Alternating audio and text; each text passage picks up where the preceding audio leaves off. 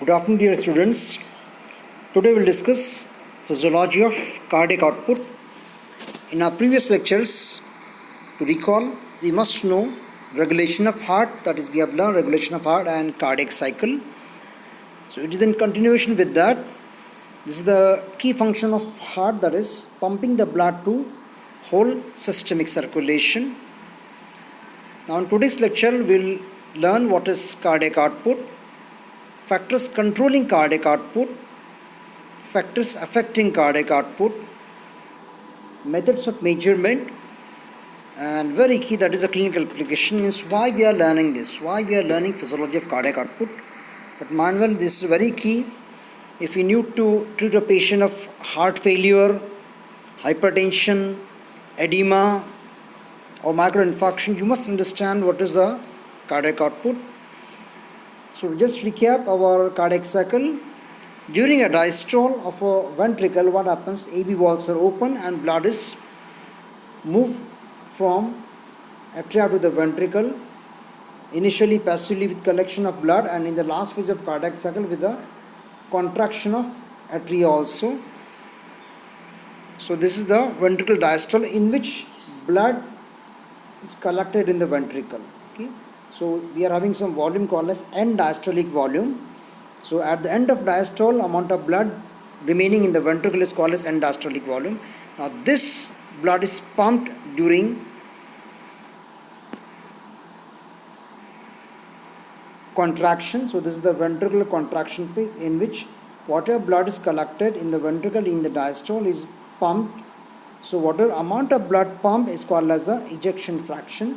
Whole of the ventricle doesn't get empty. That means even at the end of systole also some blood remains in the ventricle. So this is the ventricular systole in which blood is pumped from right ventricle to the pulmonary circulation and from the left ventricle to the systemic circulation through the aorta.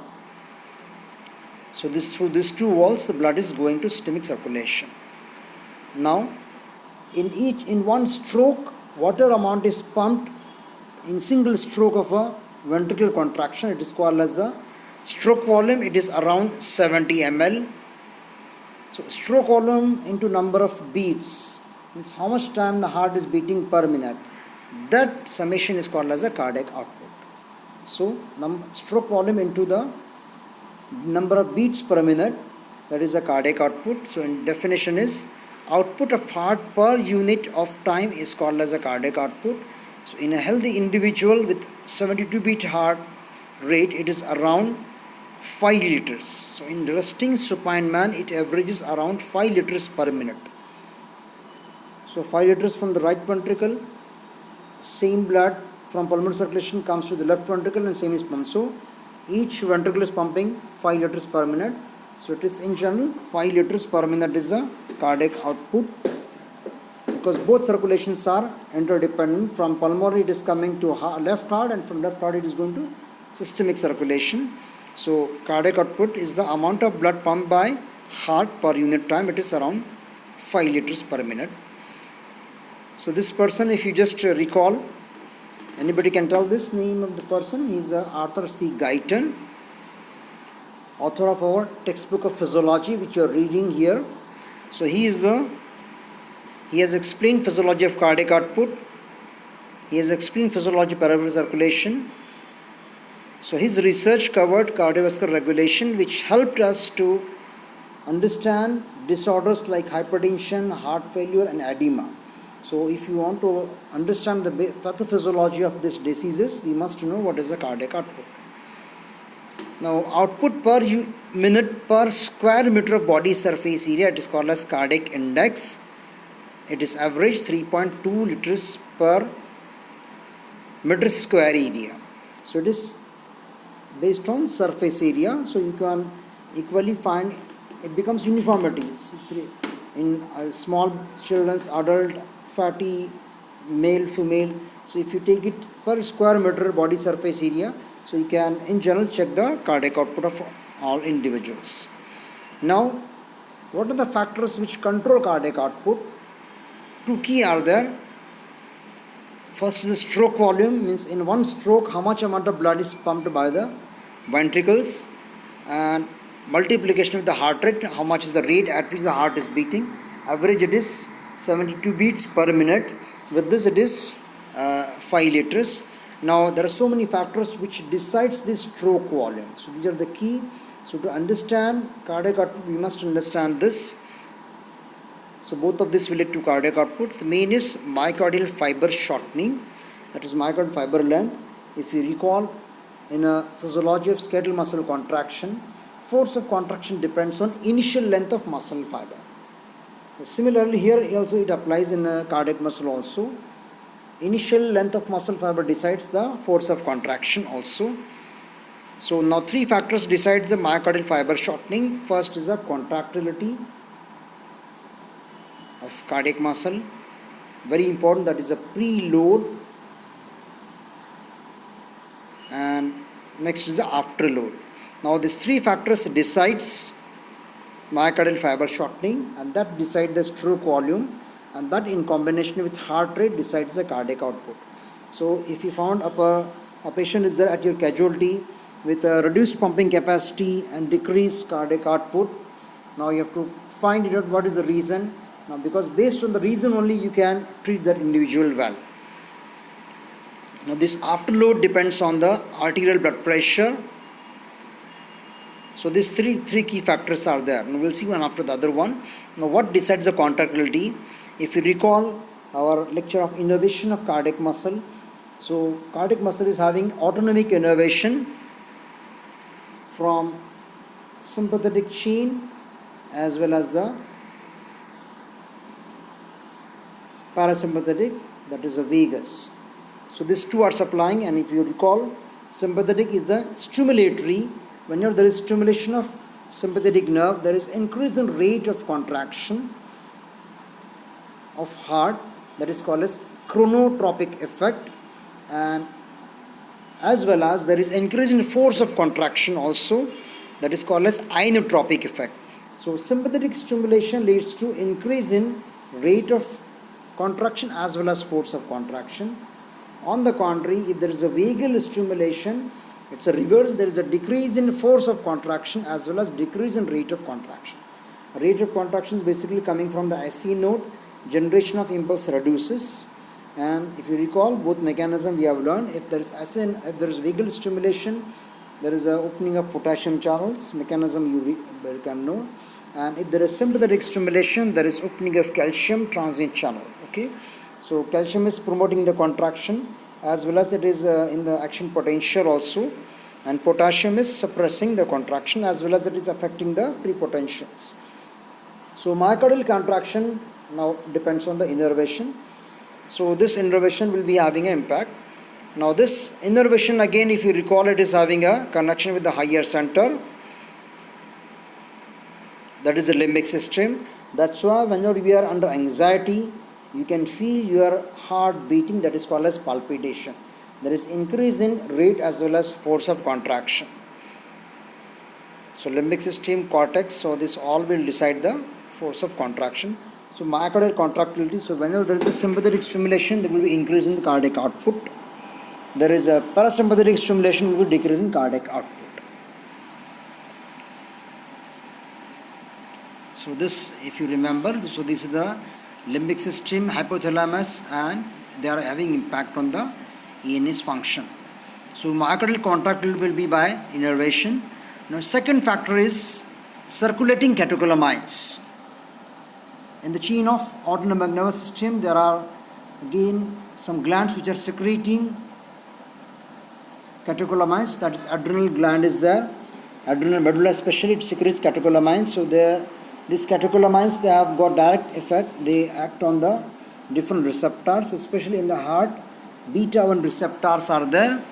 So epinephrine, non-epinephrine, when they combine with beta 1 receptor, there is increase in force of contraction. So the catecholamines in the blood will have a positive effect on the myocardial contractility, so they will increase in the cardiac output. Then myocardial condition, this is very important. This will again decide force of contraction. So under normal condition, when the circulation is good, so heart will be receiving the oxygen as well as the blood, so it will be contracting properly. But if there is a problem in the circulation, maybe because of angina, where there is a spasm of vessel temporarily, blood flow to the heart reduces, and the heart condition will suffer, heart will not contract properly because of decreased oxygen. And sometimes in case of myocardial block, what will happen? Blood flow to the heart will stop and there is a myocardial infarction. The condition of heart becomes poor. So if there is infarction, some part of the heart is damaged in the infarction, contraction reduces. So in this condition also contractile will suffer.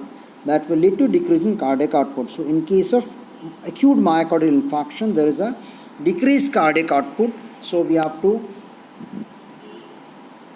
treat this condition first. We have to remove the block by giving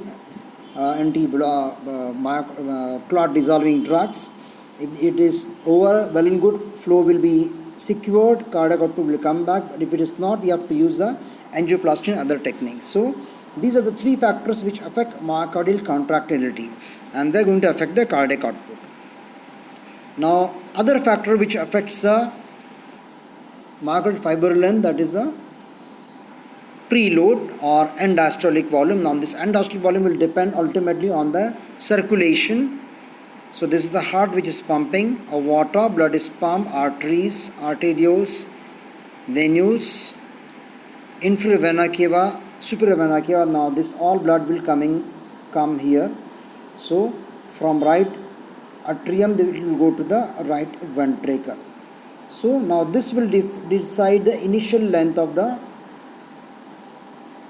ventricle. More the initial length, more the force of contraction. That means preload will have an impact on the force of contraction also. So atrial contraction first. If atria is contracting properly, blood will be pumped to the ventricle. That will lead to good amount of blood in the ventricle. So that will increase the end diastolic volume. Second, total blood volume. This will decide again the preload of the heart. Third, constriction of veins. If it is constriction, they will reduce the end diastolic volume. Negative intrathoracic pressure. This will suck the blood towards the heart. This will increase end diastolic volume. And muscular activity. More the peripheral muscle activity, more there is a venous return, and more there is a end diastolic volume. So end diastolic volume is ultimately preload on the heart. First, as I mentioned, atrial contraction, total blood volume, constriction of veins, normal negative intrathoracic pressure means with deep inspiration this blood is sucked and there is more blood coming to the vena cavas in the heart.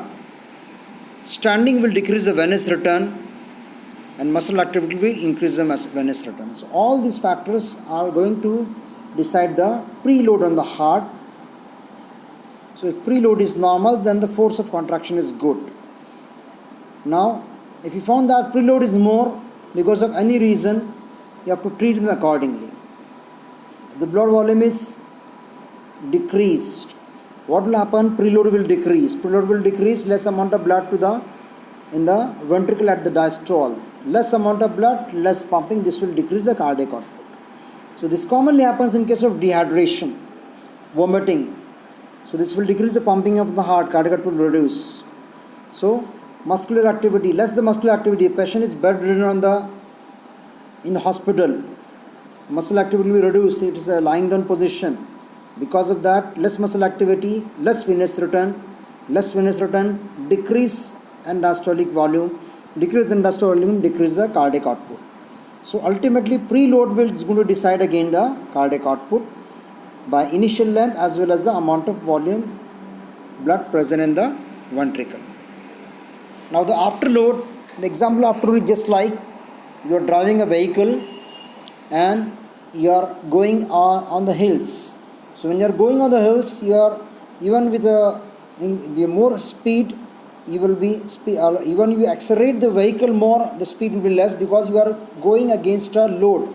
You are going up. So similarly, if there is a increased blood pressure, what will happen? Ventricle has to pump strongly against the tension. So heart is pumping in the aorta. If there is an increased blood pressure, there is more peripheral resistance. Heart has to exert more work. So the afterload will decrease again the cardiac output. Now the heart rate, cardiac output is nothing but heart rate into multiplying the stroke volume.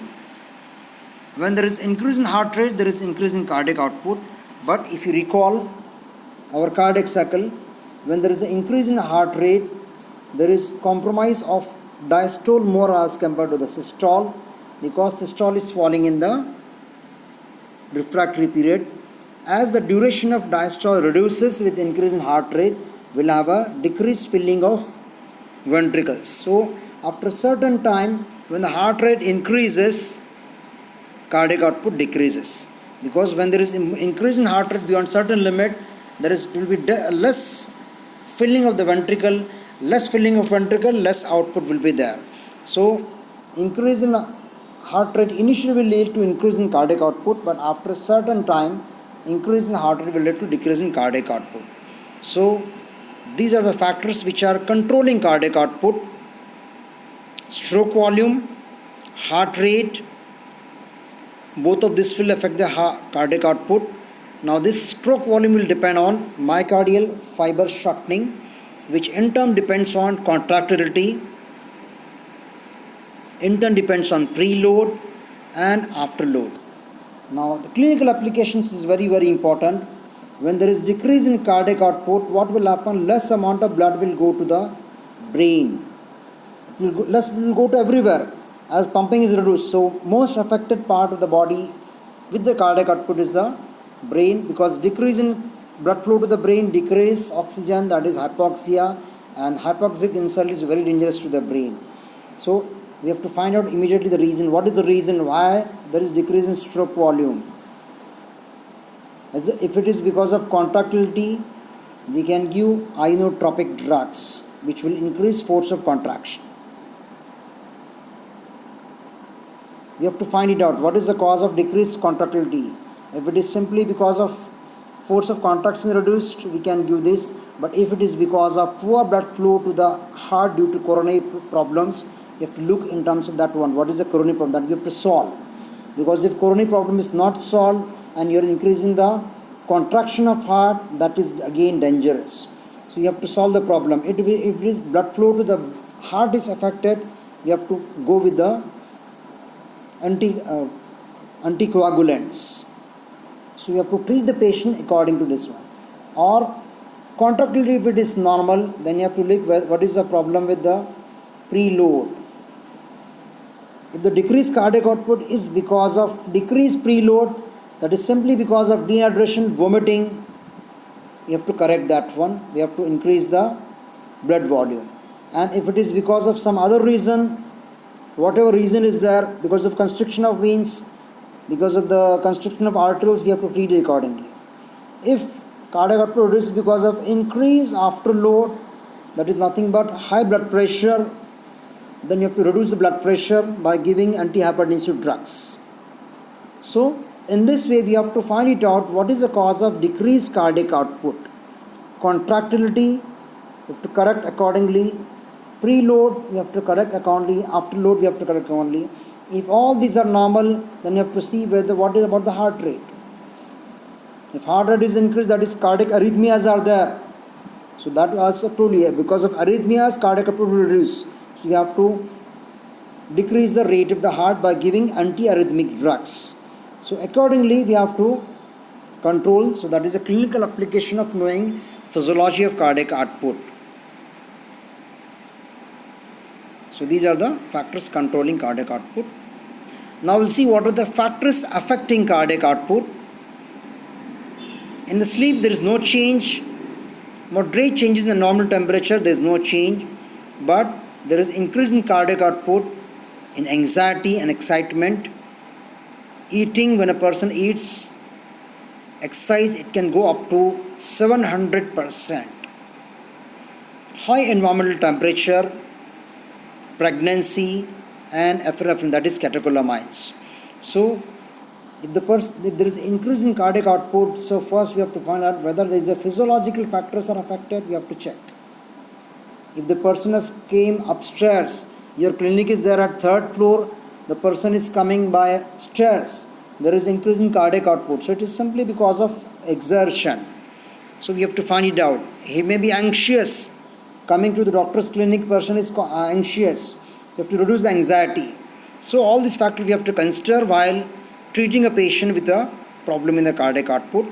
So there can be a decrease in cardiac output in sitting and standing from lying down position. Rapid arrhythmias, as I've told you, increase in heart rate will lead to decrease in cardiac output.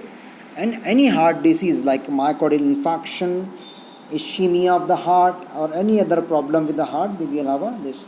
So these are the factors which are affecting cardiac output. So this we have to look at this diagram keenly. This is the pump and this is the circulation. In the circulation, we have got two circulation. One circulation is the pulmonary circulation, which is coming from the right side of the heart, and rest is the systemic circulation, which is coming from left part of the heart. If there is a decrease in cardiac output, so blood flow to all organs will be affected: liver, spleen, kidney and brain. So two things are easily visible, the kidney as well as the brain. When the kidney is affected, we will have a decrease renal output, urine output is reduced. So if the urine output is reduced, that is simple way of finding decrease amount of blood or blood volume in the body. So that will be indicator of decrease blood volume. So you can supply the IV fluids immediately so that blood volume will increase, that will increase the cardiac output. So accordingly we have to find the reason and to treat the individual.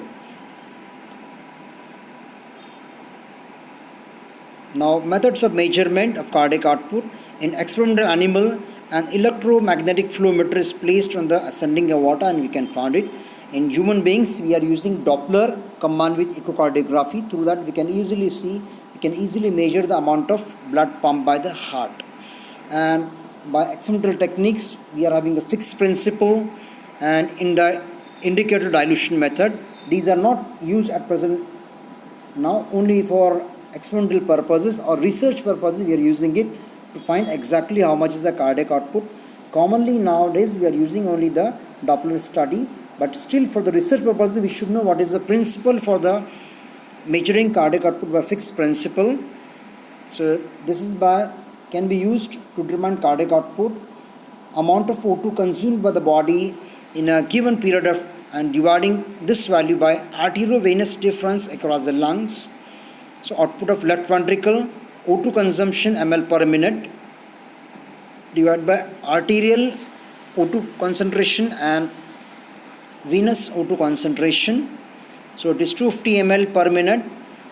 190 ml is the arterial blood oxygen and 140 ml is the venous blood oxygen. So 250 ml per minute divided by around 50 ml, that is the different arteriovenous difference. So it is around 5 liters. So from this technique we can measure the cardiac output. So this is used experimentally. So just to summarize, today we have learned what is the cardiac output, what are the factors controlling cardiac output. 3 factors we have learned: preload, myocardial contractility and afterload. Then you have seen factors affecting cardiac output, methods of measurement and clinical application. So very key application, cardiac output decides the body's functioning. So if there is a decrease in cardiac output, it has got straightly impact on the human body. Decreased blood flow to the different organs will have a direct impact of the hypoxia. So we have to treat urgently the problem in the cardiac output. So here we are completing cardiac output. So next, thank you, we'll discuss the hemodynamics.